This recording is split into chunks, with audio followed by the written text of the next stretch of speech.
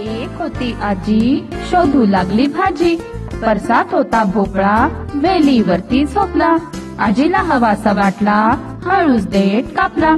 घरात आली आजी भोपळ्याची केली भाजी, भाजी घेतली ताटात भोपळा गेला पोटात. मला काही चित्र दिसतायत.